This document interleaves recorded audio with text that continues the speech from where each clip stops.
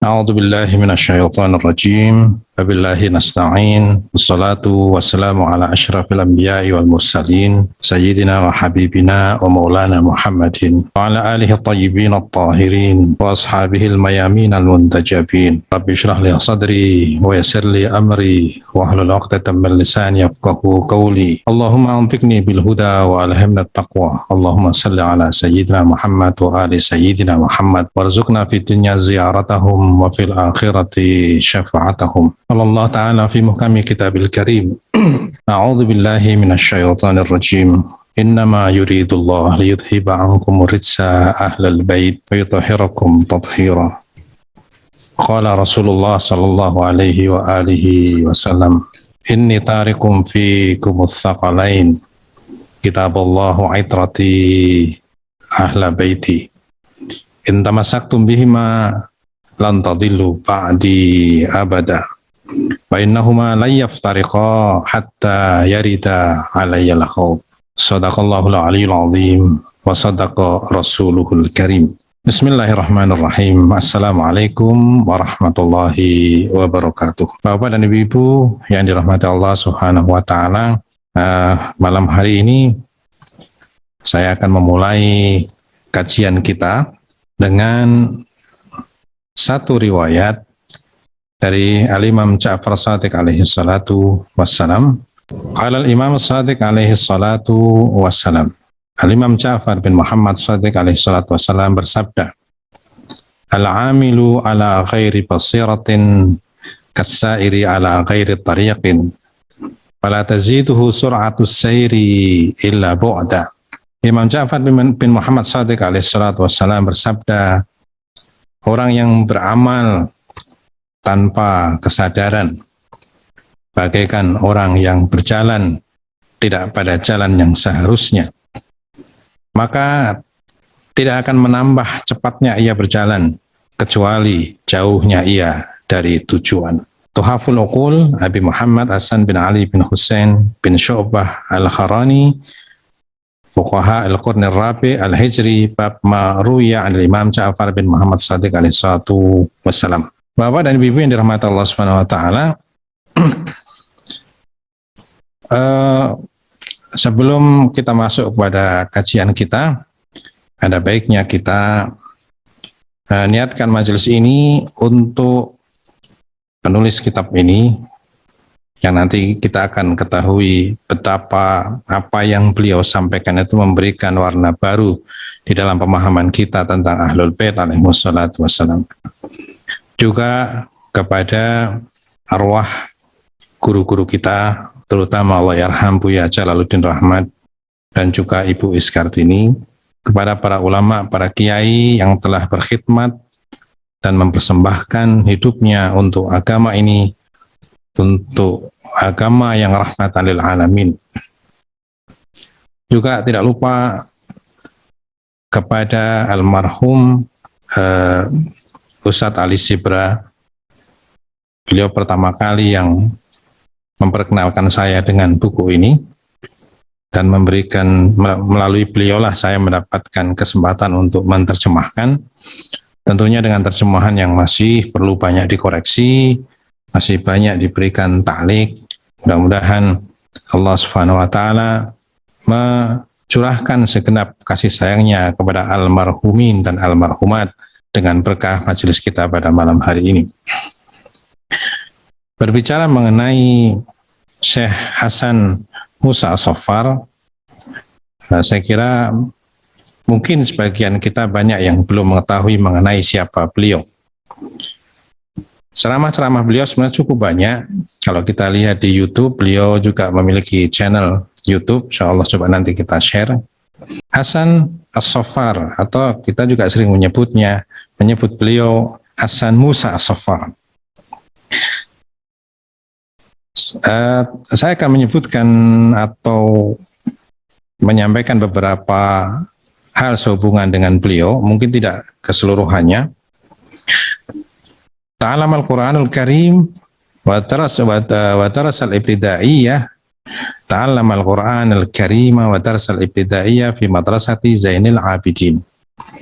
Syekh Saffar belajar Al-Quran dan memulai pelajaran ibtidaiyahnya di madrasah yang bernama Madrasah Zainal Abidin. Kemudian tsumma iltahaqa bi Madrasatil Amin Al-Mutawassithah bil Qatif. Kemudian melanjutkan pendidikannya di Madrasah Mutawassithah di kota Qatif. Kemudian beliau berhijrah ke Najaf untuk belajar di Hauzah Ilmiyah pada tahun 1391 Hijriah atau 1971 Masehi. Dan setelah 2 tahun beliau belajar, beliau kemudian pindah ke Hauzah Ilmiyah di kota Qum, Iran, pada tahun 1393 Hijriah atau 1973 Masehi. Beliau kemudian melanjutkan pelajarannya di Madrasah Rasulul A'zam di Kuwait pada tahun 1394 Hijriah selama 3 tahun.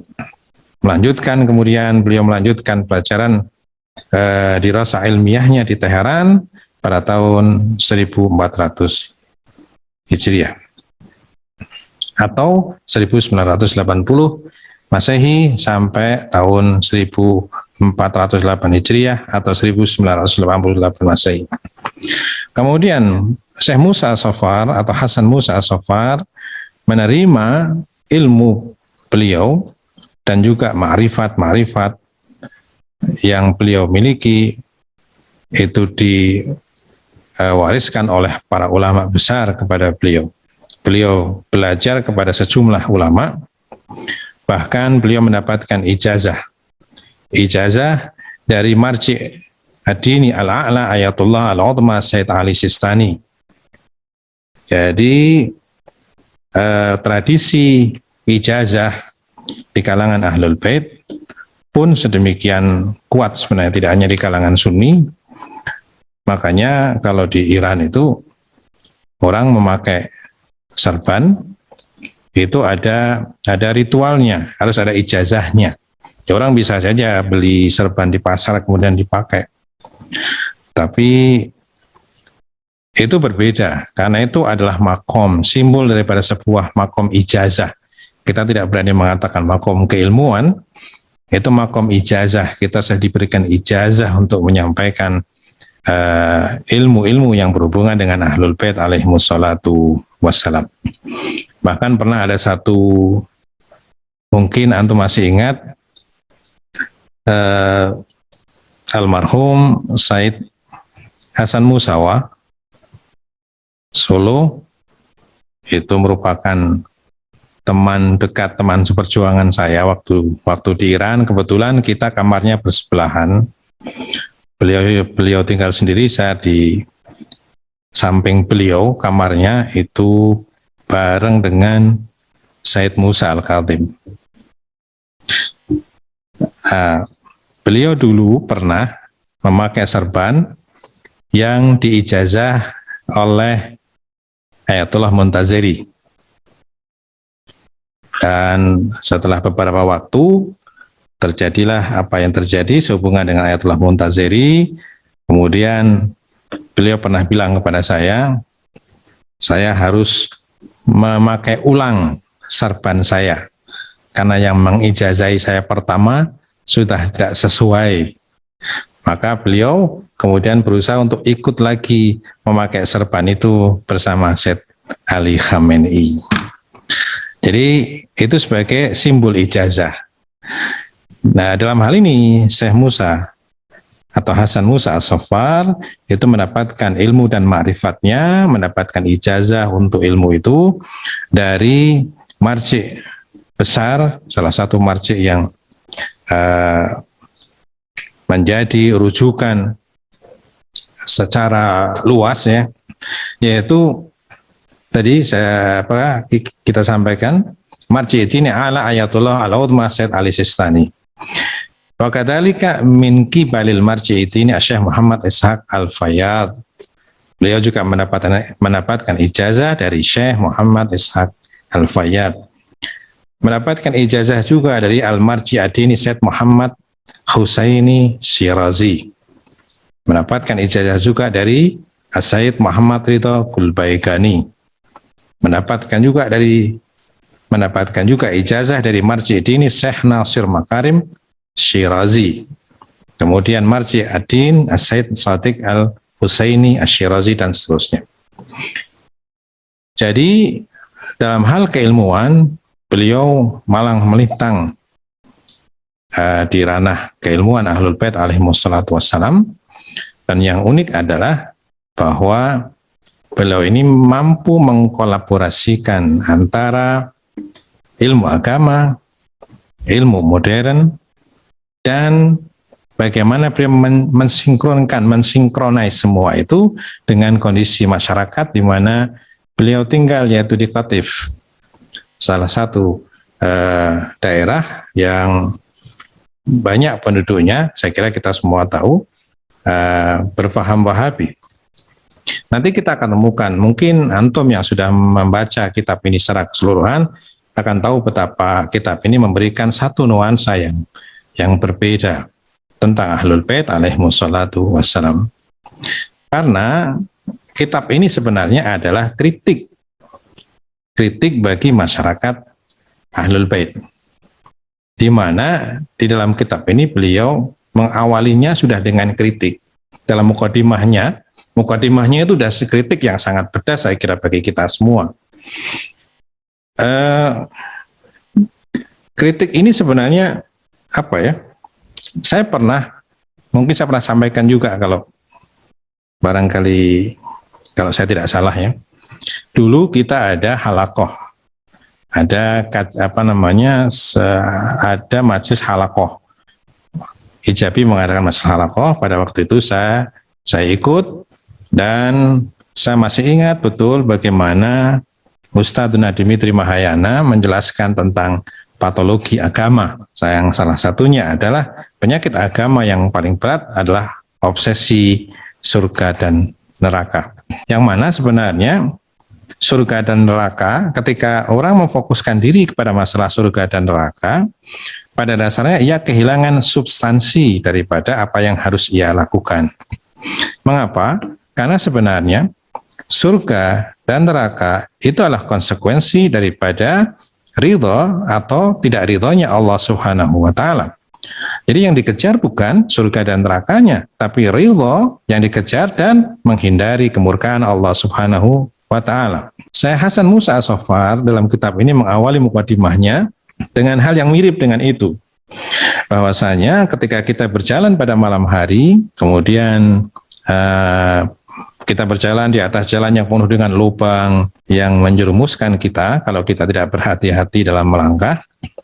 Saat itu kita betul-betul membutuhkan sesuatu yang bisa menyinari jalan kita. Dan kemudian ternyata kita lihat bulan purnama bersinar sedemikian terangnya. Yang mana kita berharap bahwa dengan bulan purnama itu sinarnya menyinari kita dan kita selamat dan terhindar daripada lubang-lubang yang ada di hadapan kita.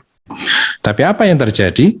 Kita terbuai dengan bulan purnama itu. Keindahan bulan purnama, kecantikan dan keanggunan bulan purnama itu ternyata membuai kita hingga kita lupa tujuan utama daripada bulan purnama itu, yaitu al-iqtibas min nuril qamar. Kita mengambil sebagian dari cahaya bulan itu untuk kita dapat menerangi jalan kita dan terhindar daripada keterjerumusan kita dari lubang-lubang di hadapan kita. Justru kita celaka karena bulan purnama. Kita jatuh terjerembab karena bulan purnama. Maka hilanglah, kita kehilangan substansi akan bulan purnama itu. Bulan purnama sekarang justru menjadikan kita celaka. Ahlul Bait alaihimussalatu wassalam, kata Syekh Musa As-Saffar, bagaikan bulan purnama yang paling indah. Tidak ada seorang pun sepanjang sejarah kaum muslimin, bahkan sejarah kemanusiaan, ketika melihat sirah Ahlul Bait alaihimussalatu wassalam, mereka tidak merasa takjub, mereka tidak merasa kagum. Tidak semuanya merasa kagum, baik kawan maupun lawan. Dan itulah sifat Rasulullah SAW, yang mana musuh-musuh Rasul saja itu menitipkan amanatnya kepada Rasulullah SAW, karena mereka tidak bisa menolak keagungan itu. Mereka memusuhi tapi mereka tidak bisa menolak keagungan itu. Ada satu paradok yang sangat luar biasa dalam diri mereka ketika melihat Rasulullah. Karena itu Syekh Musa Safar kemudian menjelaskan kepada kita, mengkritik kita, bagaimana seringkali kita kehilangan substansi bahkan sehubungan dengan kekaguman kita kepada para imam Ahlul Bait alaihimussalatu wassalam. Bapak dan Ibu yang dirahmati Allah Subhanahu wa taala, ini terus terang sebenarnya saya harus ngisi apa ini? Kalau membaca, kalau kajian, kita ada kajian di channel kita. Tapi saya akan mencobalah untuk mengambil hal yang lain yang mungkin belum sempat kita sebutkan. Seperti itu, sebagai ini mungkin malam ini sebagai mukadimah kita. Jadi seringkali kita kehilangan nilai yang seharusnya kita kejar. Kita kehilangan tujuan. Kata Imam Ja'far Shadiq tadi, orang yang beramal tanpa kesadaran, tanpa perenungan, maka dia seperti orang yang berjalan tidak pada jalannya, di mana tidak menambah kecepatan jalannya selain ketersesatan. Jadi tidak menambah baginya cepatnya dia jalan kecuali semakin jauh. La taziduhu sur'atus sayri illa bu'da. Nah, kemudian satu hal lagi yang perlu kita perhatikan. Oh ya, sekali lagi sebagai background juga, saya tadi sudah sampaikan, saya pertama kali mengenal kitab ini dari almarhum Ustadz Sibra, dan terus terang waktu itu saya agak underestimate sebenarnya. Karena selama ini kita melihat buku sejarah atau sirah Ahlul Bait adalah pengulangan-pengulangan, penyebutan-penyebutan riwayat dan lain sebagainya, meskipun bukan sesuatu yang tidak mulia, tapi kita melihat bahwa seringkali berulang seperti itu. Tapi begitu saya melihat bagian mukadimahnya, saya melihat bahwa ini ada sesuatu yang menarik untuk kita kaji, dan barangkali belum pernah ada yang mengkaji seperti itu, paling tidak sejauh pengetahuan saya. Atau kalau istilah Ustaz Miftah, sependek pengetahuan saya. Nah, kalau saya sejauh pengetahuan saya, karena memang terjauh ya itu, nggak ada lebih, itu aja. Kalau pendeknya segitu, bagaimana jauhnya kan? Kalau Ustaz Miftah itu wajar saja. Kita sangat-sangat mengharapkan mudah-mudahan Allah Subhanahu wa taala memanjangkan umur beliau dalam keberkahan, karena kita masih sangat membutuhkan beliau dalam setiap langkah kita. Tadi saya bilang saya agak underestimate pertama, tapi ketika kita melihat bagian awalnya, kita baru tahu ada sesuatu yang lain. Saya sering sampaikan di dalam beberapa majelis, mungkin ada di antara Bapak dan Ibu masih ingat, saya selalu mengatakan bahwa afdhaliyah atau keutamaan Ahlul Bait itu nggak perlu dalil. Mau dalil apa lagi?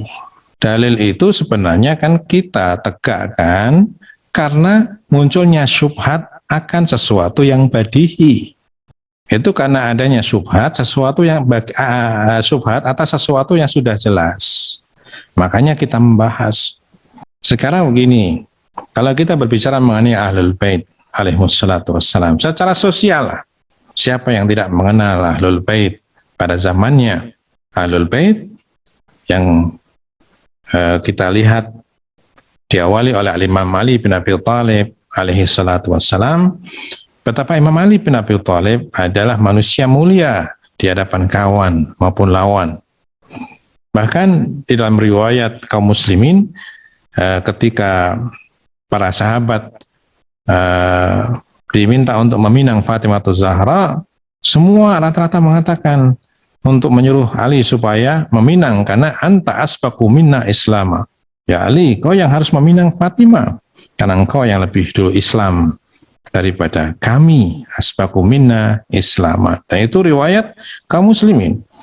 Jadi sebenarnya kaum muslimin sepakat bahwasanya yang pertama kali masuk Islam adalah Ali bin Abi Thalib. Di dalam wa andir ashiratakal aqrabin, dakwahkanlah kepada orang-orang yang terdekat. Hanya Ali, sampai kemudian Rasulullah ditertawakan, kemudian Abu Thalib juga ditertawakan karena kamu harus mengikuti anak kamu untuk mengikuti Muhammad dan seterusnya. Cuman memang kemudian ketika kita masuk ke sekolah, dari mulai sekolah dasar, itu diajarkan siapa orang yang pertama masuk Islam. Dari golongan tua, sahabat ini. Dari golongan muda dibuat klasifikasi supaya ada satu image bahwasanya bukan Ali yang pertama. Macam-macam sebenarnya nanti. Ala kulli hal. Ali bin Abi Thalib, anta asbaqu mina Islam. Semua orang tahu. Makanya salah satu hadis Ahlul Bait mengatakan kunu tu'atan lana bighairi alsinatikum. Jadi kalian jadilah dai-dai kami tidak dengan mulut-mulut kalian. Jadi sebelum mulut ya akhlak kalian. Maka kalau tidak salah, mohon dikoreksi, di dalam hadis para imam disebutkan bahwasanya bahwa mereka adalah keutamaan bahkan sebelum berbicara. Gitu. Sebelum berbicara. Saya ingat apa yang disampaikan oleh Ayatollah Syahid Mutahari yang beliau mengatakan bahwa kegagalan dakwah kita itu karena kita selalu mendahulukan mulut dan telinga gitu. Jadi kita ngomong, orang lain dengar gitu. Sementara beliau mengatakan seharusnya mendahulukan tangan dan mata gitu.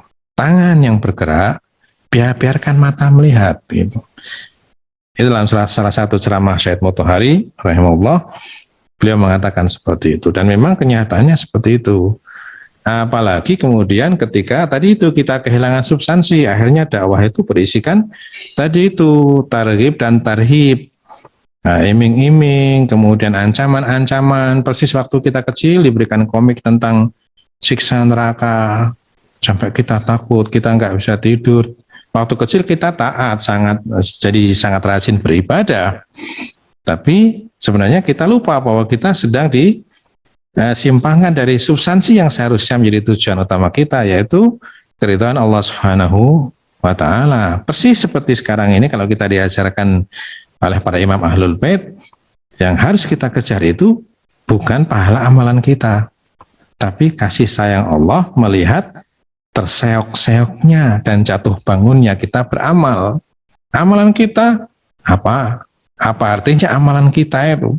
Setelah kita sholat, kita selalu mengakhiri sholat yang sesempurna apapun sholat kita diajarkan untuk mengakhiri dengan ilahi hadihi sholati.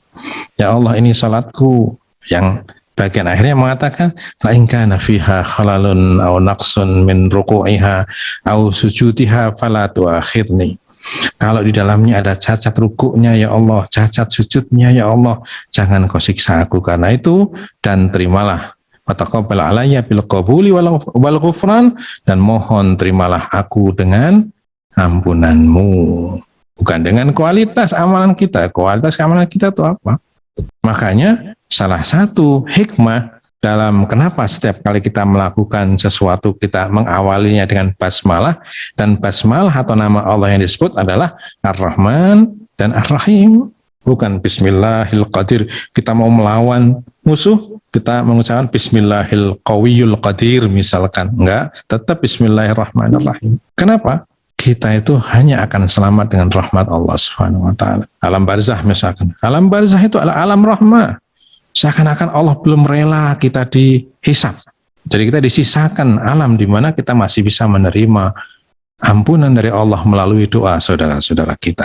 Ala kulli hal, kembali kepada permasalahan kita, bahwasanya seringkali kita kehilangan substansi yang seperti itu. Bahwasanya kita, kalau kata Imam Khomeini, bahkan di dalam 40 hadis Imam Khomeini ridwanullah ta'ala alaih, beliau mengatakan bahwa orang yang beribadah dan mengharapkan pahala itu takabur. Itu takabur. Jadi ketika kita melakukan satu amalan ibadah, kemudian kita mengharapkan atau kita merasa layak mendapatkan pahala, itu satu bentuk ketakaburan. Nah, kita kembali lagi kepada garis kita, yaitu itaat min sirati ahlil bait.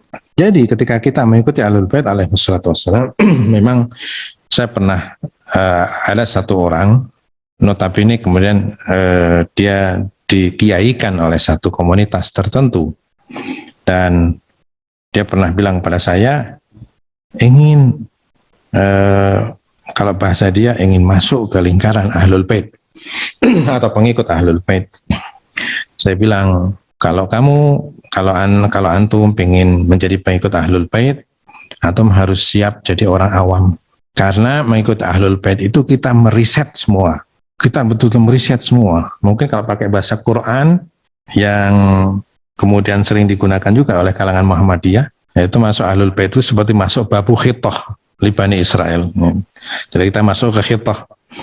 Jadi begitu kita masuk, kita meriset semuanya dan kita siap jadi orang awam, karena ternyata amal-amal yang kita lakukan pada masa lalu itu adalah bentuk ketakaburan kita kepada Allah Subhanahu wa Ta'ala. Penentangan kita, kebetulan saya dulu Wahabi murni, dari keluarga Wahabi. Saya hidup saya hidup dari kelompok Wahabi. Saya bisa dibilang bapak saya itu khatib Jumat untuk kalangan mereka. Dan ketika kemudian mereka tahu kita mempelajari Syiah, maka disitulah kemudian kita saat itu juga itu dikeluarkan dari segala macam fasilitas, itu diputus dari segala macam fasilitas, tidak diperbolehkan khutbah Jumat dan lain sebagainya. Dan dari situ kemudian saya pernah diberitahu oleh bapak saya bahwa saya pernah mengatakan, memang mengikuti Ahlul Bait itu kita harus meriset, kita harus mulai dari awal. Kita harus jadi orang bodoh, kita harus jadi orang yang tidak punya apa-apa. Kita harus berangkat dari starting point-nya adalah starting point kesabaran dan kesadaran. Nah, saya kira itu juga satu yang dipesankan dalam buku ini. Bagaimana nanti para imam Ahlul Bait mengajarkan kepada kita apa yang harus kita lakukan. Nah, saya jadi ingat tadi sampai mana? Saya ingat tadi tidak perlu dalil sebenarnya. Secara sosial setiap orang tahu siapa Ahlul Bait. Dan Imam Syafi'i sendiri, kalau kita lihat, saya coba share untuk mengambil barakah. Nah, Imam Syafi'i dalam syairnya yang mungkin kita semua udah hafal. Jadi saya men-share ini untuk saya melihat huruf-hurufnya, karena melihat huruf pujian kepada Rasulullah dan Ahlul Bait itu memiliki nilai tersendiri. Seperti kita merangkai syair-syair waktu Asyura misalkan, itu juga setiap rangkaian itu punya bagian tersendiri untuk kita di hadapan Allah dan Rasulnya serta Ahlul Bait alaihi wassalatu wassalam. Imam Syafi'i sendiri itu berkata dalam syairnya, ini kenapa saya mengatakan keutamaan mereka tidak memerlukan dalil. Ya ala baiti Rasulillahi hubbukumu. Ini syair ini paling senang saya dengarkan kalau dibaca oleh Ustadz Abu Ali. Ustadz Abu Ali itu saya kenal sudah lama, bahkan sebelum saya berangkat ke Iran, saya dulu buat paspor di Semarang itu dibantu oleh Habib Abu Ali. Saya kebetulan berangkat bersama Ustadz Ali terus. Nah, ya ahla baiti Rasulillahi hubbukumu. Izinkan saya untuk melantunkan sedikit dengan suara saya karena saya ingin mengambil berkah dari sini. Nah, ya ahla baiti Rasulillahi hubbukumu fardun minallahi fil Qur'ani anzalahu.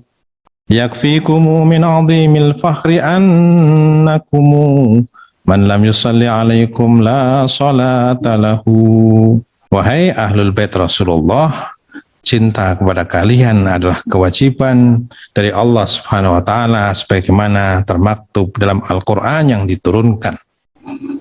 Cukup menjadi bukti keagunganmu, keagungan kalian, annakum man lam yusalli alaikum la salata lahu, bahwa barang siapa yang salat tapi tidak bersalawat maka sia-sia salatnya. Dan semua orang tahu bahwasanya yang diucapkan dalam salat adalah Ahlul Bait alaihi wassalatu wassalam.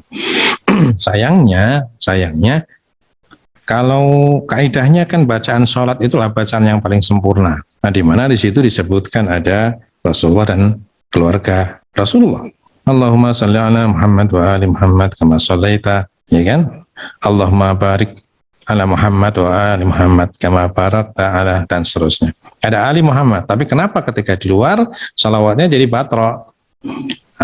Jadi kalau kita bertanya atau kita ditanya lah, salawat apa yang paling sempurna? Salawat yang paling sempurna adalah salawat di dalam salat, dan salawat di dalam salat itu wa ali Muhammad atau ala Sayyidina Muhammad wa ala ali Sayyidina Muhammad. Jadi ini merupakan hujah yang paling mudah tapi juga paling kuat sebenarnya, bahwasanya bacaan salat adalah bacaan yang tanpa cacat. Nah, maka ketika ada batra, berarti yang batra itu tidak boleh dilakukan, paling tidak itu harus ditambahkan lah. La tusalli alaihi salat al-batra, jangan kau salawat kepadaku, salawatnya itu buntung. Antakulu Allahumma salli ala Muhammad, dengan kau mengatakan Allahumma salli ala Muhammad wa taskut, kemudian kamu diam. Tapi fakul Allahumma salli ala Muhammad wa ali Muhammad ala nabi wa alihi salawat. Allahumma salli ala Muhammad wa ali Muhammad, salli ala Muhammad wa ali Muhammad. Jadi itu bukti bahwasanya keutamaan mereka tidak memerlukan dalil. Kita tidak perlu mencari dalil kemana-mana. Cuma memang kita punya kewajiban menegakkan dalil karena munculnya syubhat. Persis ilmu kalam. Sebenarnya ilmu kalam pada zaman Rasul nggak ada ilmu kalam itu. Tapi ketika munculnya syubhat yang mempengaruhi keyakinan, kemudian gradasi budaya antara Islam dengan negara yang Islam sampai ke sana, yang kemudian pada zaman Umar bin Khattab ada seorang namanya Ka'bul Akhbar yang suka mendongeng. Ya, pada waktu itu belum ada televisi, jadi dongeng tentang negara-negara lain itu sebagai sesuatu yang sangat menghibur. Kemudian pendongeng itu memiliki makom tersendiri dalam sosial masyarakatan. Nah, di situ tercampur antara Israiliyat dan lain sebagainya. Karena biasanya orang cerita itu selalu kasih bumbu supaya heboh gitu. Itu berlaku juga pada zaman itu, ketika bercerita biasanya selalu ditambahkan sesuatu. Jadi buku ini itu menyajikan cara pandang yang baru tentang Ahlul Bait alaihissalatu wassalam. Sebuah cara pandang yang mengkritisi sebenarnya sikap kebanyakan pengikut Ahlul Bait alaihissalatu wassalam dimanapun mereka berada. Buku ini merupakan peringatan keras akan kegagalan kita dalam memahami sirah a'immah. Diakui atau tidak diakui, itu mengingatkan kita akan kegagalan itu. Dan kajian yang dilakukan oleh Allahyarham Buya Jalal yang dilanjutkan dengan Ustaz Miftah tentang maqasid syariah adalah satu sekumpulan kajian yang memberikan kita solusi untuk memperbaiki kegagalan pemahaman sirah Ahlul Bait alaihissalatu wassalam. Karena nanti kita akan melihat bahwa yang dilakukan oleh para imam itu di luar dugaan kita. Misalkan sebagai contoh, para imam itu terkenal dengan kemurahannya. Jadi ketika ada orang yang datang membutuhkan, bahkan musuh sekalipun yang menjelek-jelekan mereka, tapi membutuhkan bantuan, itu diberikan bantuan, dan bantuan itu yang mencukupi. Ya. Nanti pada masa Imam Jawad misalkan, itu ada sekelompok orang itu dirampok di tengah perjalanan. Lalu datang pada Imam Jawad, kemudian menceritakan, lalu diberikanlah satu kantong untuk dibagikan kepada orang-orang yang bersama rombongan itu. Dan ketika dibagikan ternyata jumlahnya sama dengan yang dirampas oleh para perampok untuk masing-masing orangnya. Jadi fulan dirampok berapa, fulan dirampok berapa, itu dikembalikan persis. Muncul pertanyaan yang agak nakal juga, dari mana mereka ini memiliki uang gitu. Ya kan? Para imam dengan kezuhutannya, itu dari mana itu mereka memiliki uang itu? Katanya zuhud gitu, katanya madlum dan lain sebagainya. Nah, hal-hal seperti itu nanti kita akan temukan dalam kitab ini, bahwa ternyata para imam juga bekerja seperti kita. Itu. Mereka mencari maisha. Maka pernah ada satu hadis, saya lupa untuk redaksi Arabnya, tapi di situ disebutkan ada dosa seorang laki-laki yang tidak diampuni oleh Allah Subhanahu wa taala sampai dia memenuhi kebutuhan keluarganya. Artinya menganggur itu dosa itu. Nah, menganggur itu dosa, sehingga menterlantarkan keluarga itu dosa. Nanti di situ akan dibahas bahwasanya mereka juga bekerja. Meskipun ada juga tafsir yang lain bahwasanya harta yang mereka miliki itu adalah pemberian Allah Subhanahu wa taala untuk sekali itu diberikan kepada orang. Jadi mereka tidak pernah menyimpan harta. Itu kasusnya persis dengan para anbiya. Para anbiya seperti Nabi Musa alaihissalatu wassalam, ketika membelah Laut Merah, Nabi Musa tidak ada rencana untuk membelah Laut Merah. Bahkan ketika berada di pinggir laut, dia kebingungan, Nabi Musa kebingungan, gimana ini, nggak bisa lewat. Baru Allah, sebagian tafsir mengatakan bahwa para imam itu memberikan bantuan itu dengan cara seperti itu. Saat itulah Allah memberikan, kemudian diberikan kepada yang membutuhkan. Itu nanti akan disebut di situ, tapi lebih cenderung kepada bahwa mereka ini juga bekerja. Kemudian mereka berdamai dengan kondisi, berdamai dengan keadaan, bahkan berdamai dengan penguasa yang kalau nanti kita lihat lebih lanjut, kita akan melihat bahwa buku ini mengajarkan kepada kita praktek maqasid syariahnya para a'immah. Jadi praktek maqasid syariahnya para a'immah yang oleh sebagian orang itu dianggap nggak benar. Imam Ja'far bin Muhammad Shadiq alaihissalatu wassalam misalkan, itu oleh kalangan Zaidiyah pada waktu itu dianggap lemah, dianggap tidak tegas, tidak punya keberanian untuk berjihad. Tapi kata Imam Ja'far bin Muhammad Shadiq, beliau mengatakan bahwasanya aku tidak akan menyerahkan ilmuku kepada kebodohan mereka. Dan itu terbukti kemudian pada masa Imam Ridha misalkan, ketika kaum Alawi mengajak imam untuk bangkit melawan penguasa, dan imam menolak. Pada waktu itu masa-masa keruntuhan dari dinasti Bani Umayyah. Ternyata kemudian kaum Alawi ini nggak sabar ini, datang pada imam, kemudian imam menolak untuk melakukan pergerakan, maka nggak sabar, bergabunglah ia dengan gerakan Bani Abbasiyah untuk menggulingkan Bani Umayyah. Ternyata ketika Bani Umayyah tergulingkan, tetap saja kaum Alawi jadi kaum marginal. Kaum Alawi tetap disingkirkan, karena memang sebenarnya para imam Ahlul Bait alaihimussalatu wassalam itu, jadi ini tergantung kepada bagaimana keyakinan kita akan kemaksuman mereka. Makanya saya bilang kajian mengenai dalil tentang keutamaan para imam itu adalah kajian yang berhubungan dengan menghadapi syubhat. Secara hakikat kita tidak ada keraguan di dalam apa yang tindakan yang diambil oleh para imam Ahlul Bait alaihissalatu wassalam. Dan contoh yang paling jelas adalah perjalanan Imam Husain alaihissalatu wassalam. Betapa banyak sahabat yang mengusulkan, dan Imam Husain tidak menyalahkan mereka, mengusulkan untuk mengurungkan niatnya ke Karbala, diminta untuk pergi ke tempat yang lain. Tapi imam mengetahui apa yang tidak mereka ketahui. Meskipun secara akhlak Imam Husain selalu menghargai masukan-masukan dari kawan-kawan dan juga Ahlul Baitnya. Misalkan Muhammad Al-Hanafiyah mengusulkan agar Imam Husain mengurungkan ke Karbala. Kata imam, oh ya nanti saya pikirkan dulu. Lalu keesokan harinya ditagih oleh Muhammad Al-Hanafiyah jawabannya. Gimana? Wahai imam, kata imam, terima kasih atas nasihatmu. Tapi tadi malam Rasul datang kepadaku, memintaku untuk menuju ke medan pertemuanku dengan Rasulullah Shallallahu Alaihi Wasallam. Jadi ini sebagai mukadimah saya kira untuk kitab ini, untuk buku ini.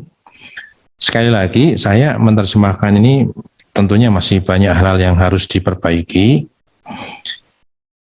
Sekali lagi kitab ini adalah peringatan bagi kita semua untuk memperbaiki diri kita sebagai pengikut Ahlul Bait alaihissalatu wassalam. Nanti di dalam salah satu bagian kitab ini, saya mungkin bisa share juga nih. Bentar ya.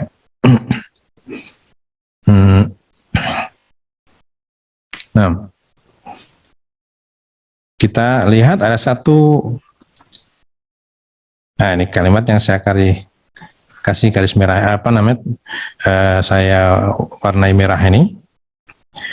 Dalam riwayat Ahlul Bait, kita mendapati penegasan bahwa hubungan dengan mereka, hubungan kita dengan para imam, haruslah dibangun berdasarkan kaidah ittiba dan iqtida. Jadi mengikuti dan mentauladani. bukan hanya luapan emosi semata. Jadi urutannya adalah kadang seringkali kita ini cenderung pada ahlul bait karena luapan emosi, karena kita melihat kezaliman yang menimpa mereka. Kemudian meningkat menjadi ittiba, mengikuti apa yang mereka lakukan. Hanya sedikit sekali yang melakukan iktida dan ta'asi. Ittiba dan iktida atau ta'asi, mengambil uswah ya. Perbedaan ittiba dan iktida, kalau ittiba itu masih bernuansa taklid. Tapi kalau iktida juga ihtida, juga ta'asi, mengambil uswah, iktida mengambil qudwah, itu mempelajari substansi daripada apa yang mereka lakukan. Jadi kalau ittiba mengikuti apa yang mereka lakukan, kalau iktida itu mengambil substansi dari apa yang mereka lakukan. Dan itu yang kita pelajari di dalam maqasid syariah. Kita mempelajari ta'asi, kita berta'asi, kita mengambil uswah. Jadi kenapa imam melakukan itu? Kalau di dalam mantik, pertanyaan itu ada 5 tingkat. Ada apa pertama, apa kedua, sampai kemudian 5. Yang paling tinggi adalah 5. Mengapa? Misalkan, apa itu? Itu adalah manusia. Apakah manusia itu? Manusia adalah ini dan lain sebagainya. Kemudian apa yang dilakukan oleh manusia segala macam sampai terakhir kenapa? Gitu. Jadi maqasid syariah membahas mengenai iktida. Bagaimana kita mentauladani para imam. Bukan hanya mengikuti apa yang dilakukan oleh para imam. Apalagi cuman ikut-ikutan karena luapan emosi semata. Waktu Asyura kita menangis-nangis, tapi ketika di luar Asyura kita seperti tidak mengenal mereka. Apa yang kita lakukan tidak pernah berta'asi pada mereka. Tangisan mereka tidak kita wujudkan dalam bentuk perjuangan kita, dalam kehidupan kita. Jadi di sini disebutkan ittiba dan iktida. Memang kita mengawalinya dengan ittiba. Kalau istilah dalam kajian al-hawa fi hadis ahlul bait, yang pertama dengan aklun nadhari, dan dilanjutkan dengan aklul amali. Baik aklul amalinya itu melaksanakan ketaatan atau menghindari maksiat. Jadi nanti kita akan tahu bahwasanya selama ini kita hanya melakukan ittiba, tidak melakukan iktida dan ta'asi. Dan iktida atau ta'asi sekali lagi tidak mungkin kita wujudkan kecuali dengan mempelajari apa yang ada di balik apa yang mereka lakukan. Tujuan-tujuan, mengapa Imam Ja'far Shadiq tidak mau mengangkat senjata untuk melawan penguasa, mengapa misalkan Imam Ridho mau diangkat jadi putra mahkota oleh Khalifah Ma'mun misalkan. Ada hal-hal atau ada rahasia-rahasia yang mungkin akan menjadi solusi dalam kita menghadapi banyak masalah dalam kehidupan kita. Jadi barangkali walhasil dari apa yang kita bahas, yang kita jadikan mukadimah pada malam hari ini, kitab ini betul-betul menampar kita. Kitab ini betul-betul menyindir kita dengan sangat keras, bukan hanya menyindir, menohok kita dengan sedemikian rupa. Dan kalau malam hari ini kita tersindir dengan semua itu, maka bersyukurlah kepada Allah Subhanahu wa Ta'ala, karena itulah yang kita perlukan. Selama ini kita dibuai dengan gambaran-gambaran kesombongan ibadah kita selalu merasa ibadah kita tinggi. Kenapa saya begini padahal saya sudah begini, kan selalu seperti itu.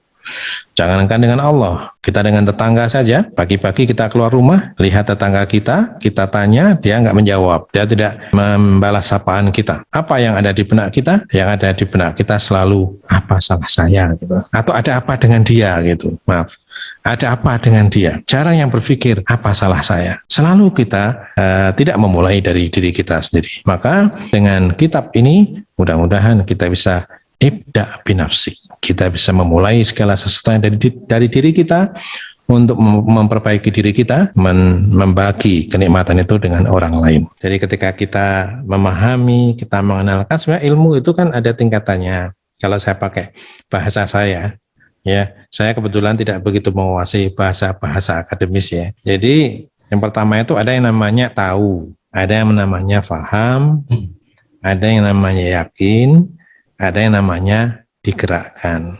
Nah, jadi ilmu itu ada yang bersifat tahu sajalah. Saya tahu, saya kenal. Gitu. Saya tahu siapa ahlul bait. Saya kalau disuruh mengurutkan 1 sampai 12, insya Allah hafal.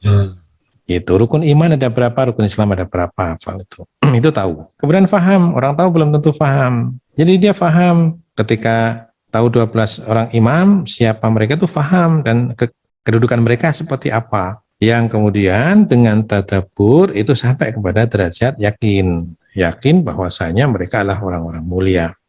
Keyakinan seseorang, saya berikan contoh lagi, kalau antum ini yakin di dalam hutan itu ada singa yang sangat besar atau ada harimau yang sangat besar, maka ketika antum masuk ke hutan itu, sebelum masuk antum pasti menyiapkan senjata. Ya, sebesar apa senjata itu? Sebesar keyakinan Anda akan keberadaan singa itu, dan sebuas apa singa itu.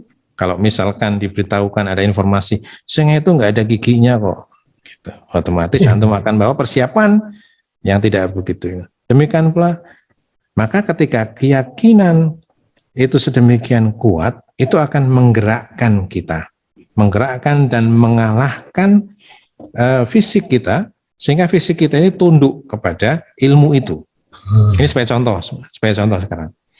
Misalkan orang pulang dari kantor sedang capek-capek, sedang kemudian dia santai di sofa malasnya itu, dan datang seseorang mengajak ngaji. Apa tanggapan dia terhadap ajakan itu? Pasti akan sangat banyak pembenaran dan alasan-alasan untuk tidak menghadiri. Kan bisa online, kan bisa masih tayangan ulang dan lain sebagainya. Tapi bayangkan misalkan ketika antum di tempat yang sama, duduk di tempat yang sama dengan kepenatan yang sama, ternyata ada orang mengatakan bahwasanya, kamu dapat hadiah mobil, harus diambil sekarang. Misalkan itu akan secara spontan itu bangkit dari tempat duduknya, seakan-akan ada kekuatan besar yang menggerakkan dia, dan itu yang kita sebut dengan muharrik, yang menggerakkan seseorang, keyakinan yang menggerakkan. Jadi kita inginnya mempelajari kitab ini, kemudian kita ingin agar ada sesuatu yang menggerakkan kita.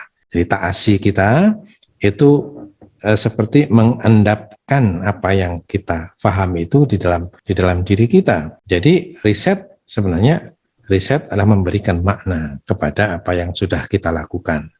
Karena mungkin yang kita lakukan itu tidak salah sebenarnya, cuman ruhnya saja mungkin yang harus diinikan. Nah, saya bilang sama teman saya itu, kalau mau jadi ini kamu harus merasa bukan kiai gitu. Dia kiai sekarang, kiai Sunni. Tapi ketika kamu siap enggak untuk tidak dikiaikan atau mengkiaikan diri kamu di dalam mazhab Ahlul Bait? Karena seorang imam saja merasa hina. Wahfid janahaka liman ittaba'aka minal mu'minin, ya Rasulullah, bentangkan sayapmu untuk dilewati orang-orang mukmin. Siapkah seperti itu? Nah, itu kembali kepada diri kita, bagaimana kita meresapi apa yang diajarkan oleh para imam itu. Rasulullah ketika melihat ada salah satu jamaah dari sahabatnya yang ikut taklim bersama beliau, kemudian tidak kebagian tempat, Rasulullah kemudian melepas jubahnya, dijadikan sebagai alas untuk sahabat yang ngaji yang tidak kebagian tempat itu. Nah, dari situ kita melihat uswah, kita merasakan ruh, berusaha untuk merasakan ruh itu di dalam diri kita. Barangkali itu memerlukan tadabbur, memerlukan juga perenungan, tidak bisa instan. Itu harus berkali-kali kita berusaha untuk masuk ke dalam diri kita, bersihkan yang ada dalam diri kita, baru kemudian kita mungkin bisa merasakan secuil daripada ruh itu di dalam kehidupan kita. Itu maksud saya, meriset adalah seperti itu gitu. Karena secara fikih saya kira semua dari kita secara fikih sudah melaksanakan fikih Ahlul Bait. Nah, ya kan? Hanya ruhnya saja barangkali, dan ini tentunya PR pertama untuk saya secara pribadi. Ketika kita melihat buku ini, kita jadi merasa bahwa kita ini manusia yang paling tidak memberikan hak kepada Ahlul Bait alaihi wassalatu wassalam. Proses menuju kepada iktida, kepada cinta yang betul-betul menyatu dengan mereka, itu memang saat ini kita semua berproses menuju ke sana. Insya Allah proses itu tidak bisa dihukumi benar atau salah, kurang atau tidak kurang. Proses.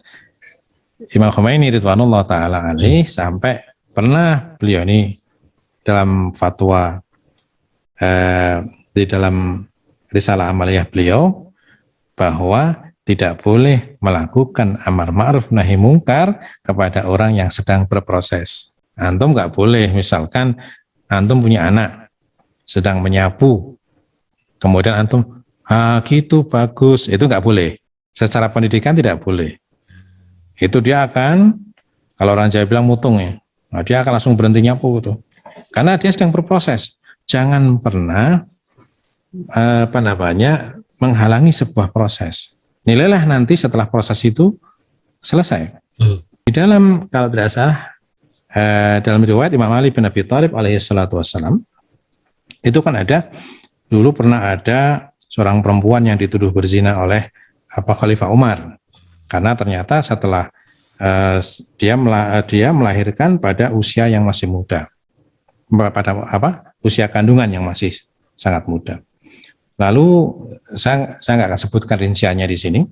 Lalu datanglah Imam Ali bin Abi Thalib mengatakan, enggak, ini kandungan ini mungkin saja terjadi, bukan karena zina, karena ada berapa bulan, misalkan ada 3 bulan ya, itu kandungan sempurna, kemudian berproses lagi. Nah, jangan sampai dia lahir pada waktu berproses, dia akan cacat.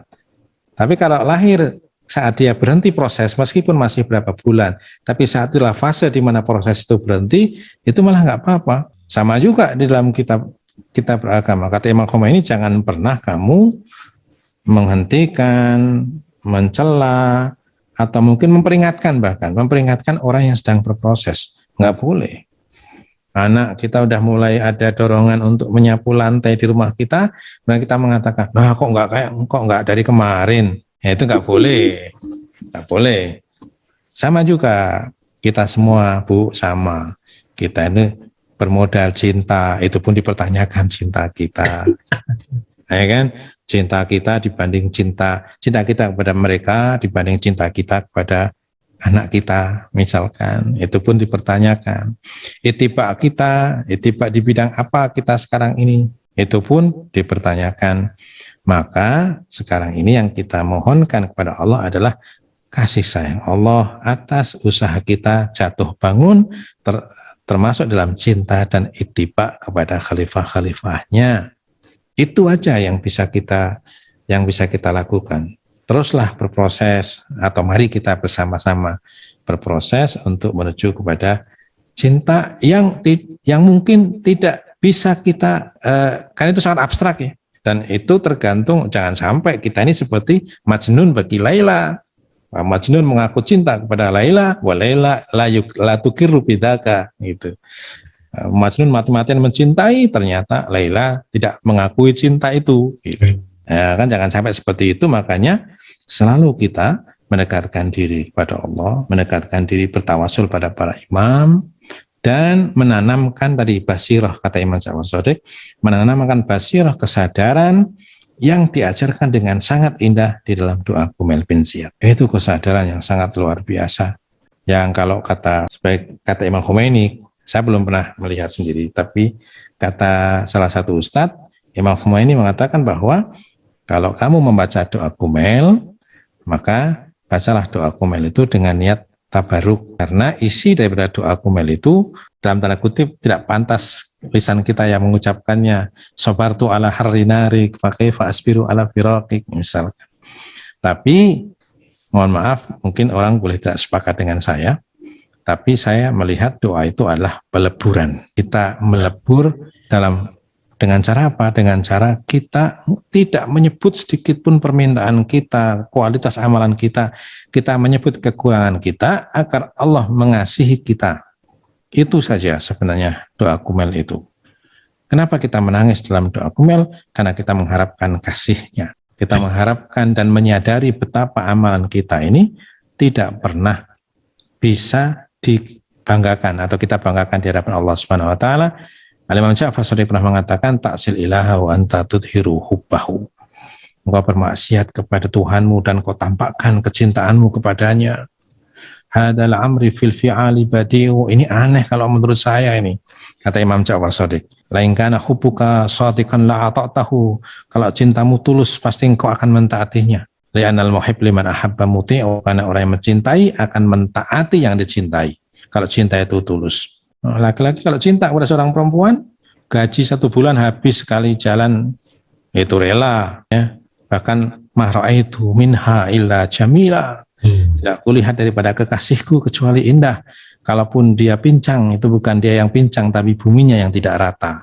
Bapak dan Ibu yang dirahmati Allah Subhanahu wa taala, sekali lagi kita selalu berharap pada Allah Subhanahu wa taala, mudah-mudahan ini bisa menjadi awal keberangkatan dari usaha kita untuk memperbaiki diri kita sehubungan dengan hubungan kita dengan para imam Ahlul Bait alaihi wassalatu wassalam dalam bentuk tidak hanya ittiba tapi juga iktida. Dan betul, itulah poin yang paling penting sebenarnya, bahwa kita ingin beriktida. Nanti insya Allah satu saat yang jelas majelis ini sebagai pembuka untuk kita niatkan membuka minda kita, membongkar kebiasaan kita, dan kemudian kita sinkronis dengan apa yang seharusnya dilakukan menurut ajaran Ahlul Bait alaihi wassalatu wassalam. Kita sekarang harus siap menjadi orang awam dalam hal ini.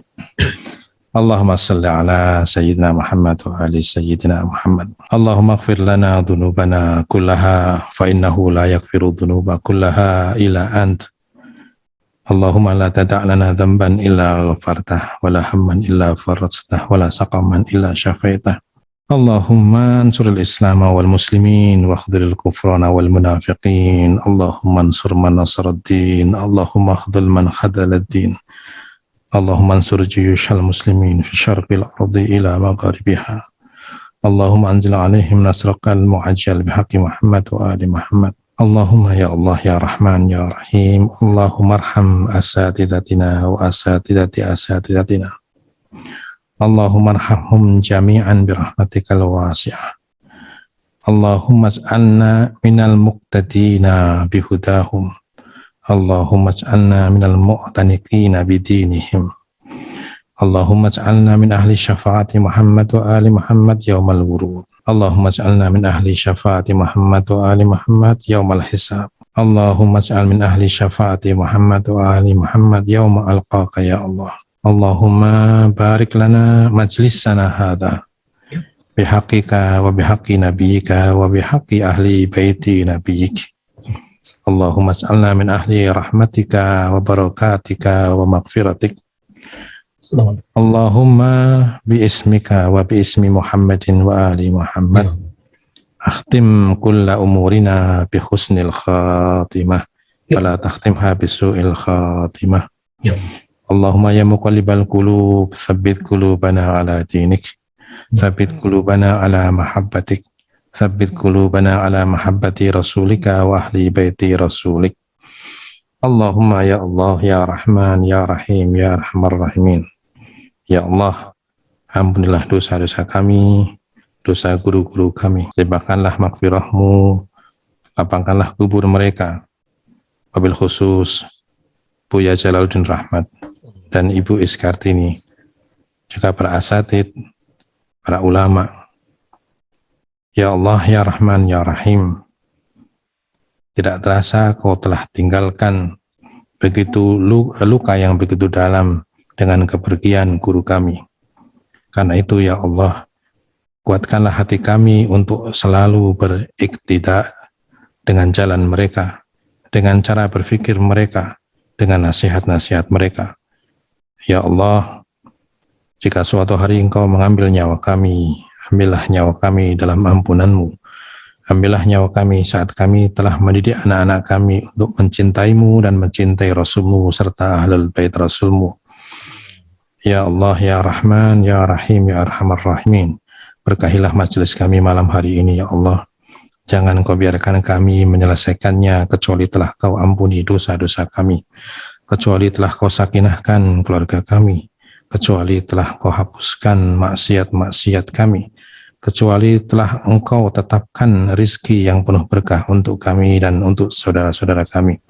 Ya Allah, berkahilah majelis ini, berkahilah majelis ini sebagai hadiah bagi guru-guru kami. Limpahkanlah pahalanya kepada mereka. Allahumma ya muqallibal qulubi wal absar, ya mudabbiral laili wan nahar, ya muhawilal hauli wal ahwal, hawil halana ila ahsanil hal. Sallallahu ala sayyidina Muhammad wa alil akhyar birahmatika ya arhamar rahimin. Wa sallallahu ala sayyidina Muhammad wa alihi tayyibin at-tahirin. Assalamualaikum warahmatullahi wabarakatuh.